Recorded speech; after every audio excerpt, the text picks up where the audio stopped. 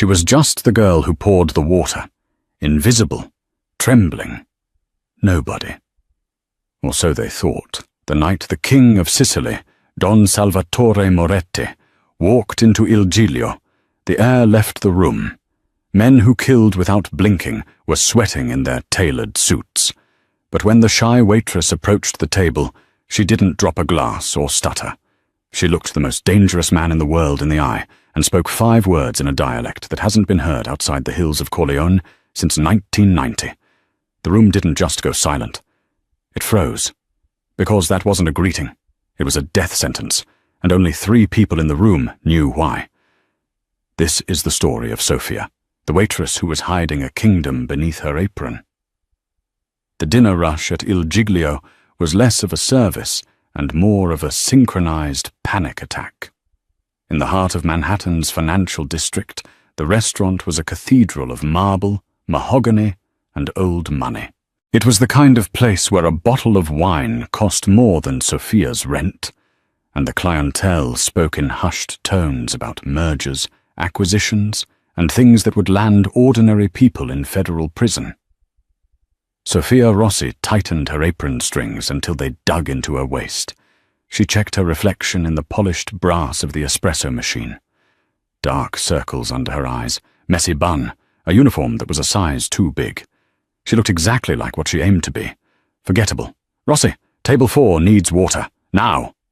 The floor manager, a sweaty man named Mr. Henderson, who smelled perpetually of stale coffee and desperation, snapped his fingers in her face. Yes, sir, right away, Sofia whispered, keeping her eyes on her shoes. She moved through the dining room like a ghost.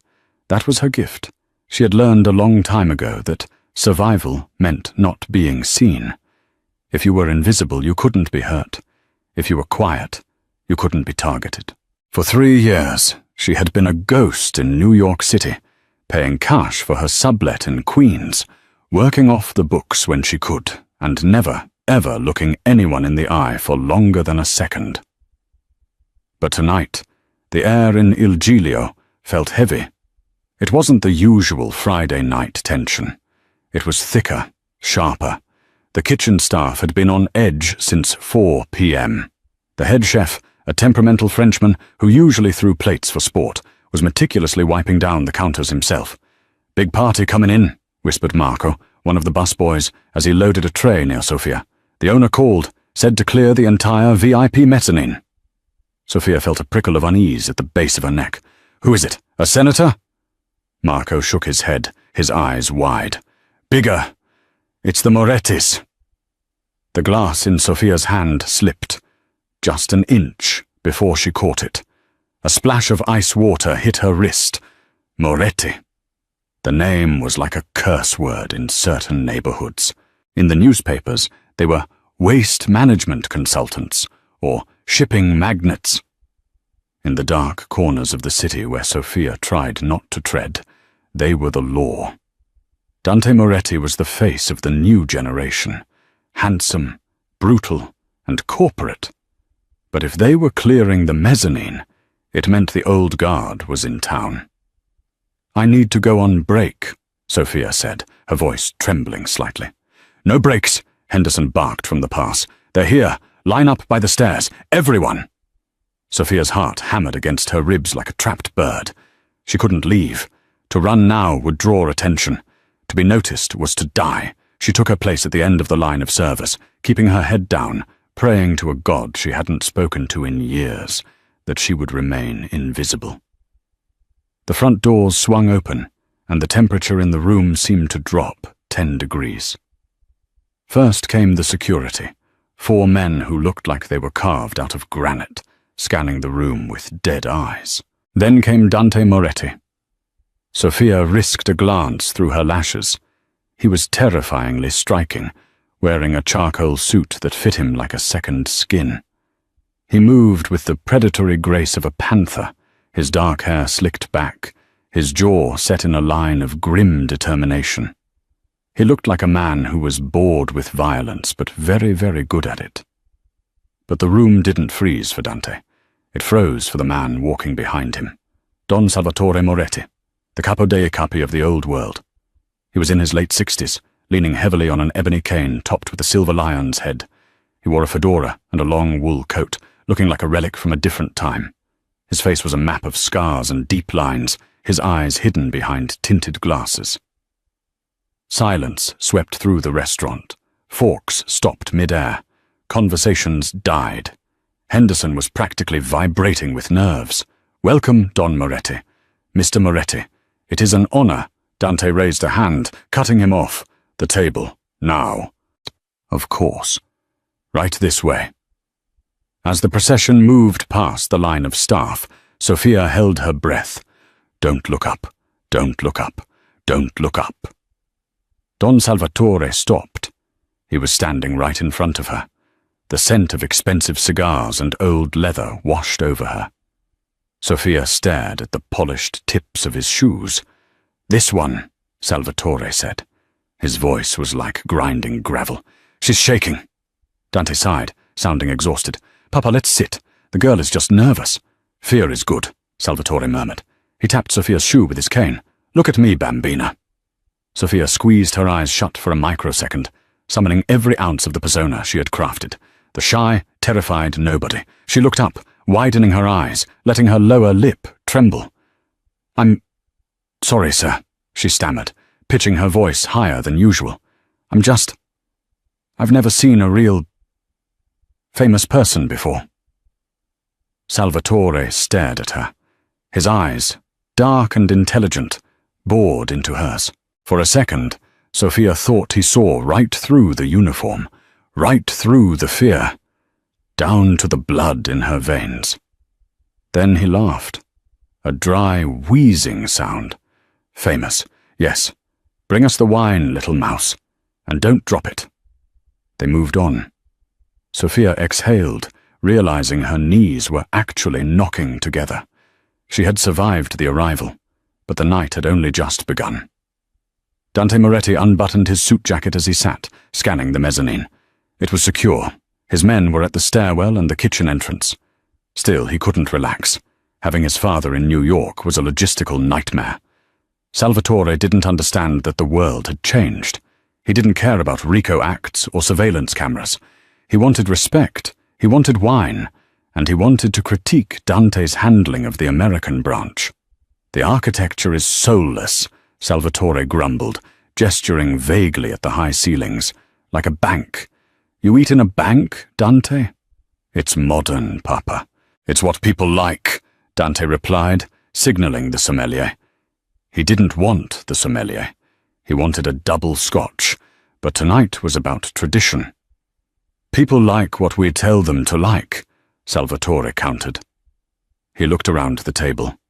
His old consigliere, Rocco, and two of his Sicilian guards sat in silence. "Where is the mouse? I want wine." Dante signaled Henderson, who frantically pushed the terrified waitress towards the stairs. Dante watched her approach. She was small, pale, with frantic brown eyes. She held the heavy bottle of Barolo like it was a bomb. She's going to faint, Dante thought. Great. Another mess to clean up. "Open it," Salvatore commanded, as Sophia reached the table. Her hands were shaking. But as Dante watched, he noticed something odd. The moment the corkscrew touched the bottle, the shaking stopped. Her movements became precise, fluid. The leverage was perfect. The pop was barely a whisper, a professional pour. She didn't spill a drop. Interesting, Dante thought. Nerves of steel when the work starts. She placed the glass in front of Salvatore. The old Don swirled the wine, took a sniff, and then looked up at her with a mischievous glint in his eye. He was testing her. He always tested the help. It was a power play he enjoyed, making the commoners squirm. "You are Italian?" Salvatore asked her in English. "Yes, sir. My grandmother," she whispered. "Where from?" "Naples, sir." Salvatore scoffed, waving a hand dismissively. "Naples. Noisy people. Thieves and singers." Dante saw the waitress's jaw tighten. Just a fraction. A flicker of something that wasn't fear. It looked like insulted pride. Salvatore leaned forward, switching to standard Italian. "Do you understand this? Or are you just an American girl with a vowel at the end of her name?" Sophia lowered her head. "I understand a little," Signore, she replied in passable, broken Italian. Salvatore smirked. He turned to Rocco, switching languages again. This time he didn't speak English or standard Italian. He slipped into the heavy, thick dialect of the Sicilian interior, specifically a localized slang from the mountains near Corleone. It was a language of shepherds and bandits, incomprehensible even to most Italians. "Look at her, Rocco," Salvatore said in the dialect, grinning. "Pretty face, but empty eyes. Like a sheep waiting for the butcher. We could take her back to the villa. She'd warm a bed nicely before we discard her." It was a crude, brutal test. Salvatore often said shocking things in the dialect to see if anyone flinched. If they did, he knew they were listening. If they didn't, they were safe. Dante stiffened. He hated when his father spoke like that. "Papa, enough," he warned in English. But then it happened. Sophia was backing away, the tray clutched to her chest. She should have just walked away. She should have kept being the invisible girl. But the insult, the specific, vulgar phrasing about being a sheep for the butcher, struck a chord deep inside her that bypassed her survival instinct. She stopped. She turned back to the table. The silence at the table was absolute. Dante watched her, confused. Was she going to cry? Sophia looked directly at Salvatore. The fear was gone from her face. Her posture shifted, her chin lifted, and for a terrifying moment she looked like royalty. She opened her mouth, and the sound that came out was not the high-pitched whisper of the waitress. It was a low, guttural, perfect rhythmic cadence. "The sheep that survives is the one that watches the wolf sleep, Don Salvatore, and a guest who insults the host's bread eats ash in the morning." She spoke in the dialect. Not just Sicilian. His dialect. The specific archaic phrasing of the Moretti stronghold. It was a phrasing that used words that hadn't been common since the 1970s. The crash was deafening. Rocco had dropped his fork against the china. The two guards at the end of the table instantly reached into their jackets, their eyes locking onto Sophia. But Dante didn't move. He couldn't. He was staring at his father. For the first time in Dante's life, he saw Don Salvatore Moretti look truly stunned. The old man's mouth hung slightly open. The colour had drained from his face. He looked at Sophia not as a waitress, but as if he were seeing a ghost. "Who are you?" Salvatore whispered, his voice trembling. The spell broke. Sophia's eyes widened as the realization of what she had done crashed down on her. The mask had slipped. She had just outed herself in front of the most dangerous family in existence. I have to get the antipasto," she gasped. She turned and ran. Not a fast walk. She sprinted toward the kitchen doors. "Get her!" Salvatore roared, slamming his cane onto the table, shattering a wine glass. "Bring her to me, now!" Dante was already out of his chair. "Stay here," he ordered his men, his mind racing. He vaulted over the low railing of the mezzanine and took off after the waitress. He burst through the kitchen doors just in time to see the back door of the restaurant swinging shut. "Move!" Dante shouted, shoving a terrified sous chef out of the way. He kicked the back door open and spilled out into the rainy alleyway. He looked left, then right. At the far end of the alley, he saw her. She was fast. She was scaling a chain-link fence with a dexterity that no waitress should possess. "Stop!" Dante yelled, his hand instinctively going to the holstered gun at his back. She paused at the top of the fence, looking back at him. Under the harsh yellow light of the street lamp, their eyes met. Dante expected to see terror. Instead, he saw calculation. She wasn't running like a victim. She was retreating like a soldier. "You don't know what you've done," Dante called out, stepping forward. "I know exactly who you are, Dante Moretti," she shouted back, her voice clear and steady. "And I know that if your father finds out who I really am, he won't just kill me. He'll burn this whole city down." She dropped down to the other side and vanished into the night. Dante stood alone in the rain, the adrenaline pumping through his veins. He touched his earpiece. "Boss?" His head of security crackled in his ear. Do we lock down the restaurant? Forget the restaurant, Dante growled, staring at the empty fence. Find the girl. Find out everything. And do not let my father get to her first. Sophia didn't stop running until her lungs burned like she'd swallowed fire. She zigzagged through the labyrinth of Tribeca, doubling back through alleys, cutting through a subway station without getting on a train, and finally emerging 6 blocks away. She ducked into a 24-hour laundromat, collapsing onto a plastic chair in the back corner, hidden by a row of churning dryers. She pressed her forehead against her knees, trying to stop the shaking. Stupid, stupid, stupid, stupid. 3 years of hiding. 3 years of dyeing her hair this mousy brown, of wearing clothes that hid her figure, of suppressing the fire that ran in her blood. And she had thrown it all away because of an insult. But it wasn't just an insult. It was that dialect. Hearing it had triggered a muscle memory, a visceral reaction from a childhood she had tried to bury. Her phone buzzed in her pocket. It was a burner, a cheap prepaid flip phone she kept for emergencies. Only one person had the number. She flipped it open. A text message. They are looking. Leave the apartment. Now. Sophia stared at the screen. She crushed the phone in her hand, broke the SIM card, and dropped the pieces into a nearby trash can. She couldn't go back to Queens. Her apartment was compromised. Her stash of cash was under the floorboards there, along with the passport that said her name was Maria Fiore. She was Sophia Rossi again. Or rather, she was who she was born to be. She checked her pockets, $50 in tips, her locker key, a pocket knife she always carried. Okay, she whispered to the humming washing machines. Think. What would Papa do? The thought of her father brought a fresh wave of pain. Don't think about the blood. Think about the lesson. Lesson 4. When the wolf is on the trail, do not run to the den. Run to the water. She stood up, wiped her face, and walked out of the laundromat. She needed to get to the docks in Red Hook. There was an old associate there, a man who owed her family a debt that death hadn't cancelled. Meanwhile, back at Il Giglio, the atmosphere was funeral grim. The restaurant had been cleared. The staff were being held in the kitchen, their phones confiscated. Dante paced the private dining room, watching his father. Don Salvatore was sitting in a chair, staring at a blank wall. He looked 10 years older than he had an hour ago. He was drinking grappa, his hand trembling slightly. "Papa," Dante said, keeping his voice low. "The boys are scrubbing the CCTV footage. We have a trace on her employee file. Fake social security, fake address. She's a ghost." Salvatore didn't look up.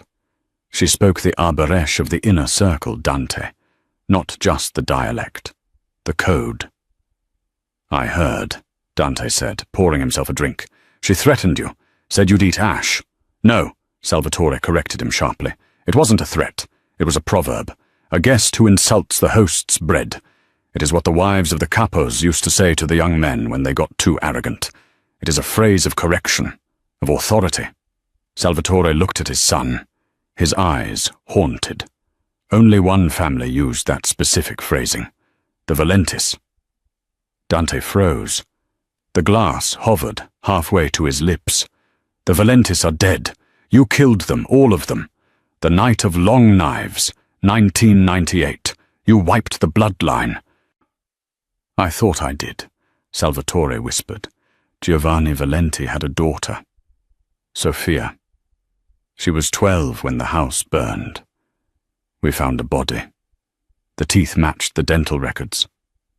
"Dental records can be faked if you have enough money," Dante said, his mind racing. The Valentis were the only family that had ever truly challenged the Morettis for the throne of Sicily. They were ancient, ruthless, and honorable in a way the modern mob wasn't.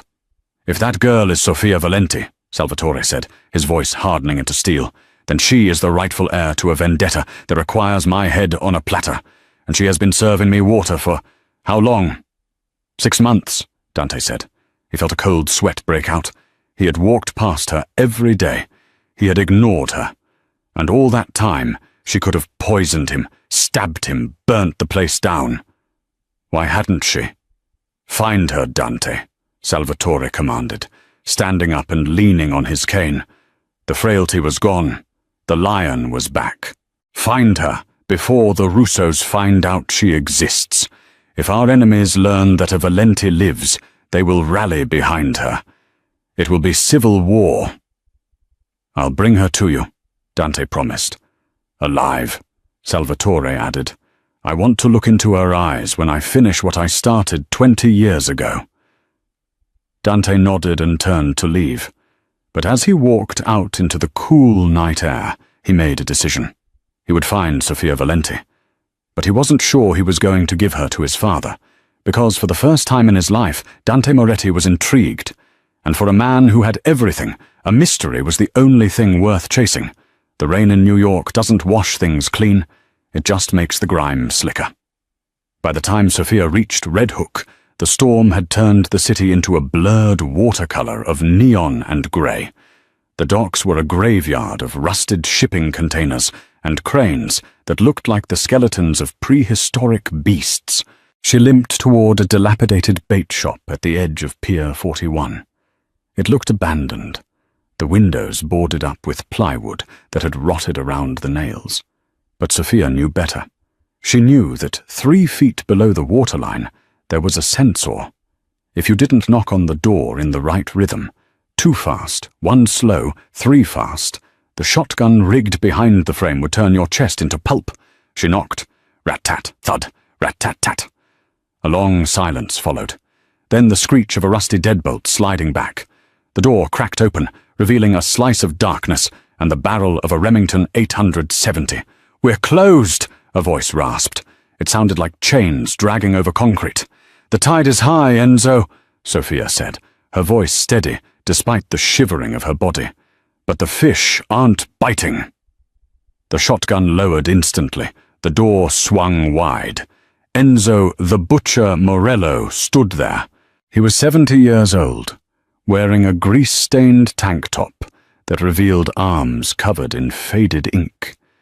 He had been her father's most loyal lieutenant, the man who had smuggled her out of Sicily wrapped in a rug on a fishing trawler the night her family died. "Sophia," he whispered, his eyes widening. He pulled her inside and slammed the door, throwing 3 different locks. "Madre di Dio, I thought you were in Queens. I thought you were safe." "I was," Sophia said, leaning against a stack of lobster traps, sliding down until she hit the floor. "Until tonight, I saw him, Enzo. I saw Salvatore." Enzo's face went pale. He hurried over, handing her a ragged towel and a bottle of cheap brandy. "You saw him? Did he see you?" "He saw a waitress," Sophia said, taking a burning swig of the liquor. "But then he insulted the family. In the dialect. I couldn't help it, Enzo. I answered him." Enzo closed his eyes and cursed softly in Italian. "You answered the devil in his own tongue. Now the whole pack will be hunting." "I need the package, Enzo," she said, staring at him. "The one Papa left." Enzo hesitated. He looked at the girl he had protected from the shadows for 20 years. "It's suicide, Sophia. If you open that box, there is no going back to being a waitress. You become the Don again. You become the target." "I am already the target," she said, standing up. The exhaustion seemed to fall away, replaced by a cold, sharp anger. "Give it to me." Enzo sighed, defeated by the look in her eyes, the exact same look her father, Giovanni Valenti, used to have before he ordered a hit. He walked behind the counter and pried up a loose floorboard. From the dark recess, he pulled out a heavy steel briefcase wrapped in oilcloth. He placed it on the counter. Sophia ran her fingers over the cold metal. Inside were the codes to the Valenti offshore accounts, the contact list of the sleeper agents her father had embedded across Europe, and most importantly, the Libro Rosso, the Red Book. It contained the evidence of every bribe, every murder, and every betrayal committed by the other 5 families in the last 30 years. It was nuclear leverage. "Take it," Enzo said. "There's a boat at the end of the pier, the Lucia. Key is under the mat. Go to Jersey, I'll hold them off if they come." "They won't come for you, Enzo," she said softly. "They don't know you're alive." Crash! The skylight above them shattered. Glass rained down like diamonds. Ropes dropped from the ceiling beams. Before Enzo could raise his shotgun, a flashbang grenade detonated in the center of the room. The world turned white. A high-pitched ringing screamed in Sophia's ears. She was thrown back against the lobster traps, the breath knocked out of her. Through the smoke and the ringing, she saw shadows dropping from the ceiling.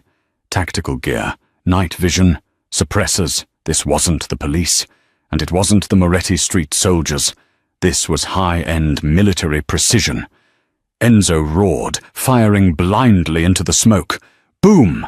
One shadow went down, but 3 red laser dots converged on Enzo's chest. "No!" Sophia screamed, scrambling for the briefcase. "Thwip, thwip, thwip!" Enzo jerked backward, 3 holes appearing in his chest. He slumped over the counter, dead before he hit the wood. Sophia didn't have time to mourn. Instinct took over. She grabbed the handle of the steel briefcase and rolled to her right, just as bullets chewed up the floor where she had been standing. She scrambled behind a heavy industrial freezer. The back door. She needed the back door. She kicked the freezer door open, creating a momentary shield, and bolted for the rear exit. Bullets sparked off the metal doorframe as she burst out onto the rotting wood of the pier. The rain was torrential now. The wind howled. She sprinted toward the Lucia, the small fishing boat bobbing violently in the chop. "Nowhere to run, Principessa!" a voice shouted over the wind. Sophia skidded to a halt. Standing between her and the boat was Dante Moretti. He was alone. He held a handgun at his side, pointed at the ground. He wasn't wearing tactical gear. He was soaking wet in his ruined suit, his hair plastered to his forehead. "You led them to me!" Sophia spat, clutching the briefcase to her chest, backing away towards the edge of the pier. "I didn't lead anyone," Dante shouted back, stepping forward. "I came alone. Look at them, Sophia. Those aren't my men." Sophia glanced back at the bait shop. The tactical team was pouring out of the back door. They raised their weapons, not just at her, but at Dante, too. "Drop the weapon, Moretti," the lead commando shouted, "or we have orders to clean the whole slate." Dante looked confused for a fraction of a second. "What? It's a coup, you idiot!" Sophia yelled. "Duck!" She didn't run. She didn't jump into the water. She reached into her apron pocket. She was still wearing the damn Waitress apron, and pulled out the flashbang she had swiped from the floor of the bait shop when the first soldier went down. She pulled the pin and lobbed it over Dante's head, straight at the tactical team. Bang! Dante flinched, shielding his eyes. When he looked up, the tactical team was disorganized, blinded. "Move!" Sophia screamed, grabbing Dante by the lapel of his expensive suit and dragging him toward the edge of the pier. "What are you doing?" Dante yelled. "Saving your life, so I can kill you later." She shoved him, hard. Dante toppled backward off the pier, splashing into the freezing, oily water of the Hudson River. Sophia clutched the briefcase and jumped in right after him. Bullets ripped into the water above them, leaving trails of bubbles like angry hornets. But the dark, churning current of the Hudson swallowed them whole. The underside of Pier 41 was a forest of rotting wood pilings and barnacles. The smell was a toxic mix of sewage and gasoline. Dante Moretti gasped for air, surfacing in the gloom under the pier. The water was bone-chillingly cold. He thrashed, trying to find purchase on a slippery crossbeam. "Quiet," a voice hissed from the darkness. He froze. Sophia was clinging to a piling 3 feet away, the steel briefcase strapped to her wrist with a belt. She was shivering violently, her waitress uniform plastered to her skin, but her eyes were focused on the gaps in the floorboards above them. Heavy boots stomped overhead. Flashlight beams cut through the cracks, slicing into the darkness below. "Clear!" a voice echoed from above. "They went under. Current probably took them. Deploy the thermal drone." "Thermal," Dante whispered, panic rising in his chest. "We need to move. Now." "Shut up," Sophia snapped. "Follow me. Stay low. If you splash, I leave you." She pushed off the piling, swimming with a silent, frog-like stroke deeper into the labyrinth of the underpier. Dante followed, his muscles seizing from the cold. He was a boxer, a shooter, a man who spent 2 hours a day in the gym, but he was struggling to keep up with the slender girl who had served him wine 2 hours ago. She led him to a rusted maintenance ladder encrusted with algae. They climbed up into a storm-drained tunnel that ran beneath the West Side Highway. It was relatively dry, smelling of damp earth and rats. They collapsed on the concrete ledge, both of them gasping for breath. Dante rolled onto his back, staring at the curved ceiling. Those men. They were wearing Russian gear, but they spoke English with American accents. "Mercenaries," Sophia said, wringing out her hair. She checked the briefcase. It was sealed tight.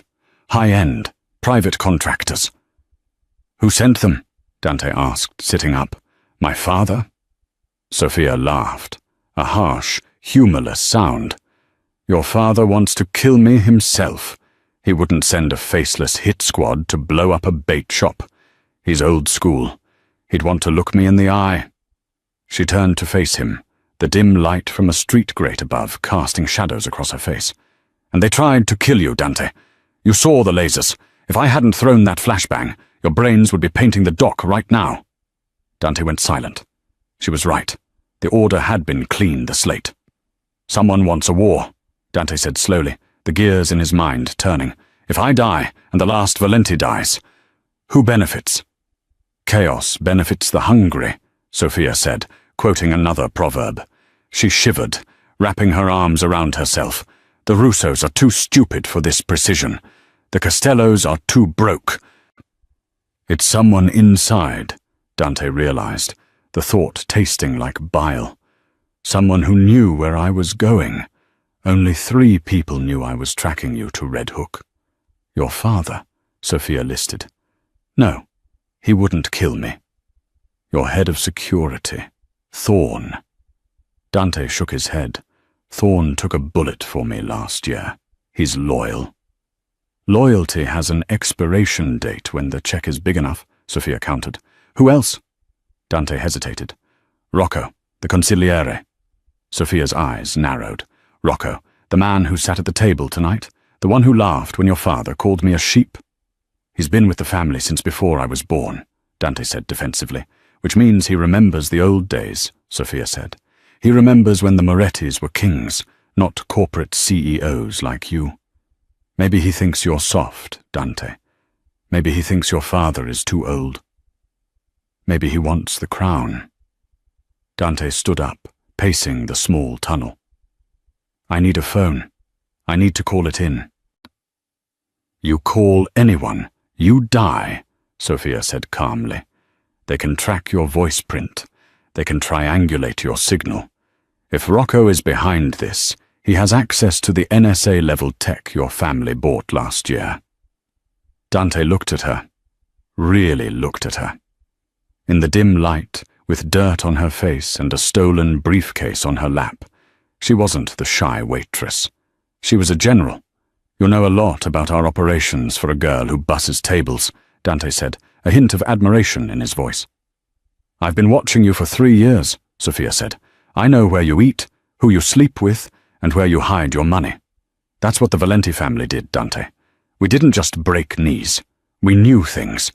Knowledge is the only weapon that doesn't run out of bullets." "So why didn't you kill us?" Dante asked. "You poured wine for my father. You could have slipped cyanide in the glass. You could have stabbed me with a steak knife. Why wait?" Sophia looked down at the briefcase. Her expression softened, just for a moment, revealing the 12-year-old girl who had lost everything. "Because death is too easy," she whispered. "Your father killed my mother. He killed my brothers. He burned my house. If I just put a bullet in his head, he dies a legend. The great Don Salvatore." She looked up, her eyes blazing. "I don't want him to die a legend. I want him to die a failure. I want him to watch his empire crumble, piece by piece. I want him to know that a Valenti took it all away from him, not with a gun, but with the truth." She patted the briefcase. "This is the truth, Dante. The Libro Rosso. It has the proof of the collaboration between the 5 families and the senators, the judges, the union leaders. If I release this, the FBI doesn't just arrest you. They dismantle the entire ecosystem. The Moretti name becomes dust. Dante stared at the briefcase. That book. It's a myth. My father said it burned with your house. My father threw it out the window to Enzo before the roof collapsed, Sophia said. Dante ran a hand through his hair. He was trapped. He was standing in a sewer with a woman who held the power to destroy his entire world. And outside, a traitor was hunting them both. So, Dante said, his voice low. What now? You release the book? I go to jail? You get your revenge? I can't release it yet, Sophia admitted. It's encrypted. The key is complicated. And if I surface to try and decrypt it, Rocco's death squad finds me. And now that they know you're alive, they'll find you too. She stood up, wincing as she put weight on her left leg. We have a problem, Dante. We are natural enemies. By all rights, I should kill you right now and take my chances. And you should try to choke me out and take the book. But, Dante interjected, stepping closer, if we do that, Rocco wins. He takes the throne, he buries my father, and he hunts us down one by one. Exactly. Dante extended his hand. It was a gesture of madness, a Moretti shaking hands with a Valenti. It defied 100 years of blood history. A truce, Dante said, until we survive the night, until we find out if it's really Rocco. I help you get to a safe place. You don't release the book. Sophia looked at his hand. She looked at the scars on his knuckles. She looked at his eyes that were surprisingly kind for a man raised by a monster. She didn't shake his hand. I don't shake hands with Morettis, she said coldly, but I won't kill you tonight. Lead the way, boss. You know the city better than I do. Dante dropped his hand, a smirk tugging at the corner of his mouth. You're terrifying. You know that? I'm just the waitress, she deadpanned. Right. And I'm just a waste management consultant. Dante pointed down the tunnel. There's an exit near Chelsea. I have a safe house. Not on the books. Not even my father knows about it. It's an artist's loft. I keep it for private time. You mean for your mistresses? Sophia said, limping past him. I mean for my painting, Dante corrected. Sophia paused and looked back, genuinely surprised. You paint? Everyone needs a hobby, Dante grumbled, walking past her. Come on, before the rats get brave. They moved through the darkness together, two heirs to a broken kingdom, walking toward a dawn that promised nothing but blood. But as they walked, the dynamic shifted. They were no longer predator and prey. They were partners, and in the underworld, a partnership born of necessity is often stronger than a marriage born of love. But neither of them noticed the small, blinking red light on the handle of the briefcase. It wasn't a bomb. It was a tracker. And deep in a penthouse overlooking Central Park, Rocco smiled as he watched the blip moving slowly under 10th Avenue. Got you, Rocco whispered, swirling his cognac. Kill the father, kill the son, and bring me the girl. The Valenti witch has something that belongs to me. The safe house was nothing like Sophia expected. She anticipated a bunker, a windowless room with guns on the walls and mattresses on the floor. Instead, Dante led her into a sprawling, high-ceilinged loft in Chelsea. It smelled of turpentine and linseed oil, not gunpowder. The walls were covered in canvases, huge, chaotic, beautiful paintings. There were violent swirls of red and black, faces screaming in silence, hands reaching for help that wasn't there. You really do paint, Sophia whispered, dropping the heavy briefcase onto a pristine white sofa. She walked toward a canvas on an easel. It was unfinished, a portrait of a woman with sad eyes. It keeps the ghosts quiet, Dante said, locking the heavy steel door behind them and engaging a keypad deadbolt. He walked to a kitchenette and pulled out a first aid kit. Sit. Let me look at that leg. Sophia hesitated, then sat on the edge of the sofa. The adrenaline was fading, replaced by a throbbing ache in her calf, where she'd scraped it against the pier. Dante knelt before her. He cut away the torn fabric of her waitress uniform with a pair of medical shears. His hands, usually so dangerous, were incredibly gentle. "It's shallow," he said, dabbing antiseptic on the wound. "You won't need stitches." "You have good hands," Sophia murmured, watching him. "For a Moretti." Dante paused, looking up. Their faces were inches apart. The tension in the room shifted. It wasn't the tension of survival anymore. It was something magnetic. "And you have a lot of secrets," Dante replied softly, "for a Valenti." He finished bandaging her leg, but didn't pull away. "Why did you save me, Sophia? Really? You could have let the mercenaries take me out. One less Moretti to worry about." Sophia looked at the painting of the woman again. "Because I saw you tonight, in the restaurant, when your father insulted me. You flinched. You hated it. You aren't him, Dante." "I am him," Dante said bitterly, standing up and walking to the window to peer through the blinds. "I run his business. I clean his messes. I am the heir to the throne." "You're a prisoner," Sophia corrected him, "just like I was. We're both just children cleaning up our father's blood." Dante turned back to look at her, a look of raw vulnerability on his face. For a moment, the Mafia prince was gone. He walked back to her, drawn by a gravity he couldn't explain. He reached out, his fingers grazing her cheek. Sophia didn't flinch. She leaned into his touch, her eyes closing. "If we get out of this," Dante whispered, "I'm done. I'm leaving the life. I'll take the money, and I'll go." "There is no leaving," Sophia said sadly. "Not while Rocco is hunting us. Not while that book exists." She looked down at the briefcase. A sudden, cold realization washed over her. "Dante," she said, her voice sharp. "The handle."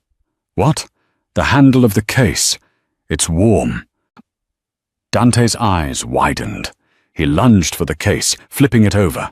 Embedded in the matte black steel near the hinge was a tiny, pulsing red LED, no bigger than a pinhead.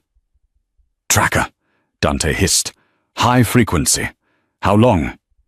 Sophia stood up, ignoring the pain in her leg. Dante checked his watch. "If he was tracking us from Red Hook, he's not coming alone. He's bringing the hammer." Crack! The skylight exploded.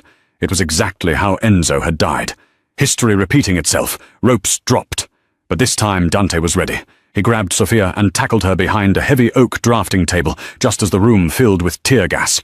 "Gas masks! Under the sink!" Dante yelled, firing blindly over the table with his handgun. The door to the loft blew inward with a deafening boom. Through the smoke, figures emerged. But they weren't just mercenaries this time. Leading them, wearing a gas mask that made him look like a mechanized insect, was Rocco, and he was dragging someone. Dante squinted through the stinging gas. "Papa?" Don Salvatore Moretti was thrown onto the floor in the center of the room. He wasn't bound, but he was disoriented, coughing violently. Rocco ripped his own mask off, smiling like a shark. The ventilation system in the loft was already sucking the gas out. "Come out, Dante!" Rocco shouted, his voice echoing off the high ceilings. "Come out and introduce your girlfriend to your father properly." Dante looked at Sophia. "He's using him as a shield." "No," Sophia said, her mind racing. "He's setting a stage. He wants Salvatore to see us together. He wants to frame you." "We have to end this," Dante said. He checked his magazine. "I have 6 rounds. There are 10 men." "I have the book," Sophia said. "And I know the code." She stood up. "Sophia, no!" Dante grabbed for her, but she was already moving. She walked out from behind the table, hands raised, the steel briefcase in her left hand. "Hold fire!" Rocco screamed to his men. He grinned. "Look at this. The waitress returns." Don Salvatore pushed himself up on his hands and knees. He looked frail, confused. He looked up and saw Sophia. Then he saw Dante emerge behind her, gun raised. "Dante," Salvatore rasped. You are with her, with the Valenti." "He told you I kidnapped her, didn't he, Don Salvatore?" Sophia said, her voice calm, echoing through the loft. She walked until she was 10 feet from Rocco. "He told me," Salvatore spat, regaining some of his fire, "that my son had betrayed me, that he was selling our secrets to the Valentis, that he was going to kill me to take the crown. And you believed him?" Dante yelled, his gun trained on Rocco's head. "Papa, look at him. He hired the Russians. He tried to kill me at the pier." "Lies," Rocco said smoothly. He pressed the barrel of his gun against Salvatore's temple. "Drop the gun, Dante, or the old lion sleeps tonight." The room froze. It was a Mexican standoff. Dante couldn't shoot Rocco without risking his father. Rocco held all the cards. "You want the book, Rocco?" Sophia asked, lifting the briefcase. "This is what you want, right?" "Give it to me," Rocco demanded, "and I might let the boy live. The old man, well, his time is up anyway." "You don't want the book because of the leverage against the senators," Sophia said, her voice rising. "You want it because of page 42. Rocco's eyes flickered, a micro-expression of panic. "What is on page 42? Salvatore asked, looking between them. "The list of skimming operations from 1995 to 2005, Sophia lied. She didn't know the page number, but she knew the crime. She had read Enzo's notes. "Rocco didn't just serve you, Don Salvatore. He was stealing from you. 10% of every shipment. He built his own empire on your crumbs." "She's lying," Rocco screamed, his finger tightening on the trigger. "Kill them! Kill them both!" "Wait," Sophia shouted. "I'll open it. I'll prove it." She set the case on the floor. She knelt. She spun the dials. 12/25/98. The date her house burned down. Her father's dark sense of humor. Click. The latches popped open. Rocco stepped forward, greed overtaking his caution. He pushed Salvatore aside and aimed his gun at Sophia. "Show me." Sophia opened the case. It was empty. Rocco stared. "Where is it? Where is the book?" Sophia looked up, a terrifying smile on her face. "I burned it 3 years ago, Rocco. The leverage isn't in the book." She tapped her temple. "It's in here." Rocco's face twisted in rage. "You bitch!" He raised his gun to execute her. Bang! The shot didn't come from Dante. Rocco stiffened. A look of total shock crossed his face. He looked down. A red flower was blooming on his chest. He turned slowly. Don Salvatore Moretti was standing there, holding a small .22 caliber pistol he had pulled from his ankle holster, the one place Rocco hadn't checked. "You stole from me, Rocco?" Salvatore whispered, his voice trembling with rage. "You stole from the family?" Rocco gargled blood, collapsing to his knees. I made you—" "You are nothing," Salvatore said. He fired again. Bang! Rocco hit the floor. The mercenaries, seeing their paymaster dead, looked at each other. They were professionals. No check, no fight. "Leave!" Dante roared, waving his gun at the door. "Get out before I call the NYPD." The mercenaries didn't hesitate. They scrambled out of the broken door, vanishing into the night. Silence returned to the loft, heavier than before. Don Salvatore stood over Rocco's body, breathing hard. He dropped the small gun and slumped against a pillar. Dante holstered his weapon and rushed to his father, catching him before he slid to the floor. "Papa," Dante said, checking the old man's pulse. "You okay?" "I'm old," Salvatore grumbled, pushing Dante away weakly. "Not dead." He adjusted his coat, then looked up. Sophia was still kneeling by the empty briefcase. Salvatore tapped his cane, which Rocco had thrown on the floor, against the metal case. "You lied," he rasped, "about the book." "I bluffed," Sophia corrected him, standing up. "A Valenti knows how to play poker." Salvatore studied her. For a long, agonizing minute, the only sound was the wind whistling through the broken skylight. He looked at her face, really looked at her, and saw the ghost of Giovanni Valenti. "You have your father's eyes," Salvatore said quietly, "and his stubbornness." "And you have a debt," Sophia said, her voice steady. "I saved your son. I saved your empire from a traitor, and I spared your life in the sewer when I could have let you rot." Salvatore nodded slowly. "This is true. The omerta is clear. A life for a life. He reached into his pocket and pulled out a heavy gold ring. The Moretti signet. He looked at Dante, then at Sofia. "I am tired, Dante," Salvatore sighed. "Tonight, I saw that I cannot trust the men I raised. Except you." He looked at Sofia. "The feud ends tonight. The Valentis are dead. You are Sofia Rossi. You are a waitress. Correct?" Sofia hesitated. She looked at Dante. She saw the hope in his eyes. "Yes," she said softly. "Just a waitress." "Good," Salvatore said. "My son needs a good woman, not a soldier. But if you ever speak that dialect in public again—" He narrowed his eyes, but the corner of his mouth twitched upward. "I will fire you." Dante laughed. It was a sound of pure relief. He wrapped his arm around Sofia's waist, pulling her close. "Let's get you home, Papa," Dante said. The reopening of Il Giglio was the event of the season. The press was there, snapping photos of politicians and celebrities. But the real power was at table 1, on the mezzanine. Dante Moretti sat at the head of the table. He wasn't wearing a suit. He was wearing a tuxedo, but his tie was loose. He looked relaxed, happier. Don Salvatore sat to his right, looking frail but content, sipping his Barolo.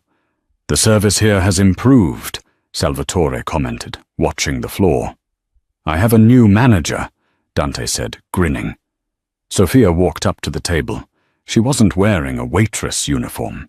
She was wearing a stunning, backless red dress that cost more than the car she used to drive. She didn't carry a tray. She carried herself like a queen. "Gentlemen," she said, resting her hand on Dante's shoulder. "Everything to your liking?" "Perfect, amore," Dante said, kissing her hand. Salvatore looked up at her. "The wine is good, but the bread is cold." Sofia didn't flinch. She leaned down, right next to the old Don's ear, and whispered in perfect, heavy Sicilian dialect, "Eat the bread you're given, old wolf, or the cook will put you on a diet." Salvatore froze. Then he threw his head back and laughed, a loud, booming laugh that made the whole restaurant turn and look. "She's terrifying," Salvatore told his son, wiping a tear from his eye. "Keep her." Sofia smiled, squeezed Dante's hand, and walked away to greet the other guests. She was no longer invisible. She was Sofia Moretti, the woman who had tamed the lions, and as she moved through the room, nobody dared to look away. And that is how the shy waitress who trembled over a glass of water became the queen of New York. She didn't use a gun to win the war. She used her heritage, her wit, and the one thing the Mafia never saw coming: the truth. Sofia proved that in a world of wolves, the most dangerous creature isn't the one with the biggest teeth. It's the one who knows exactly when to bite. So what do you think? Did Sofia make the right choice by saving the man who destroyed her family? Or should she have taken her revenge? Let me know in the comments below. If you enjoyed this story of betrayal, romance, and Sicilian justice, smash that like button, hit subscribe, and ring the notification bell so you never miss a story. We have a new thriller coming next week that you won't believe. Thanks for watching, and stay dangerous.